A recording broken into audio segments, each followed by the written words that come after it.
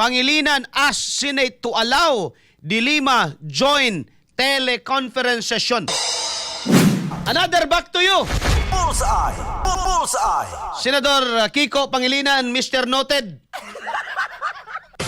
You shall remember nga ni adtong 2020 naghangyo mo sa Senado kay minority man mo pirmi. Naghangyo mo sa Senado during the time nga tugutan si Senador Laila De Lima nga maka-attend via teleconference sa session. No? Na retrieve ni mga higala sa mga pamantalaan kay online naman lagi ron. No? Pangilinan asks Senate to allow De Lima join teleconference session. Kano siya ni? 20 mga igsoon. Kano siya, it is on May 2020. Pandemic time yun mga katropa. Kuan pa ni, kanang GCQ pa ni. GCQ pa ni Gab. Lisod pa kayo lusot, Mayo no? Lisod pa kayo lusot ni ba? Kuan yung lockdown pa ni no? 2020, lockdown pa ni mga kaigsunan. Kuya, wag itong lockdown Bullseye! Bullseye! Nan, iyang ato ni balikan. Okay, gihangyo nila ang Senado.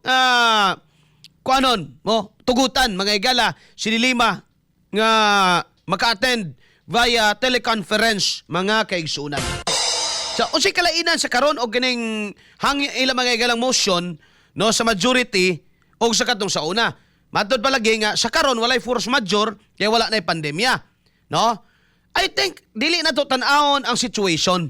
Dili na to tan-awon mga igala ang circumstansya nganong gi-allow sila mga igala sa pag-teleconference. Tan-awon na to didto, balikan na to mga igala sa status sa senador. No?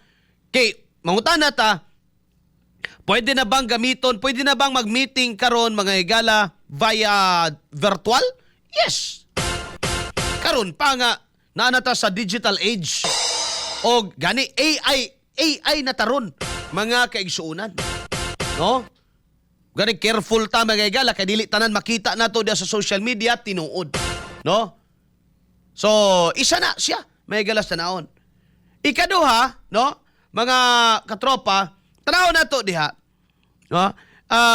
Dili lang ang panahon, no? Bagyo, kay force majeure man daw. Bagyo, ang pandemic, uban pa. Kundi tanawon sad nato, may gala, ang status sa senador. No? Si De Lima during this time, mga igala, was imprisoned. Kano sa day siya gidakop? 2017. Bullseye! 2017 siya may igala gidakop o gibutang sa PNP Custodial Facility. No?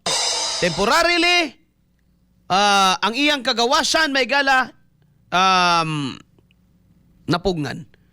Pero nga naman, nga naghangyo man mga igala ang usa sa ilang kauban nga paapilon si De Lima sa teleconference. Gumikan kay, buot pasabot, wala na wala ang iyang pagkasenador. Yes. Dunay mga kagawasan, dunay mga katungod nga somehow may gala di mahatag sa iyaha. Gumikan kay under custodial facility siya. But dili sa ka makaingon nga convicted siya during the time. Gumikan kay wa pay finality ang desisyon mga higala sa Korte Suprema. Bullseye! Kalabot sa iyang kaso. Di modo, he is presumed to be innocent mga higala until not proven guilty beyond reasonable doubt in a competent court mga kaigsunan. Sa ato pa, kay gihangyo Manila nga mo appeal via teleconference, no? It supports my argument mga higala nga bisag na priso ka, wa na wala imong pagkasenador. I think diri na kaugat ang tanan. No? I think diri sa ilang responsibility as senators nakaugat ang tanan, not because of force majeure, not because of earthquake, not because of bagyo, not because of any compelling situation. No? Ngayon naman, ang ibang pagkapriso mga igala is already a compelling situation na gani na. And you are asked or you are asking, can I execute or exercise my being a senator although nag-atubang ko og kaso I think the answer is yes. And the answer is agreeable by everybody sa Senado. Bullseye. No? Ngayon naman, o nga naman lagi na sila nga 2020 nila gihangyo tulo ka tuig na napriso si Dilima because they still believe nga walay pa, ang kaso nagdagan pa na wa pay desisyon. So we presume may gala nga innocent gyapon na siya although kay naamang gyud mga igalay mga procedures. So ikuan lang gyud siya, no? Nakakustodiya lang gyud siya mga kaigsuunan. Bullseye. But it doesn't mean nga nawa na iyang pagka-senador. During the time nga napriso may gala si Dilima, you cannot, di mo siya pwede tawagon nga dating Senador Leila de Lima because she is a senator. Current senator. Priso lang.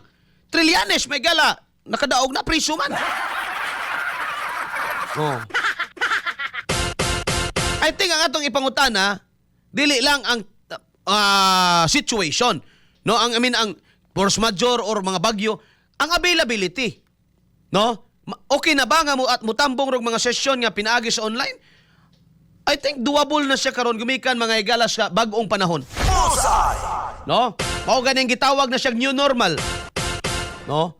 Kaya ang ila may igala nakaangkla dito ra gyapon sa force majeure ana.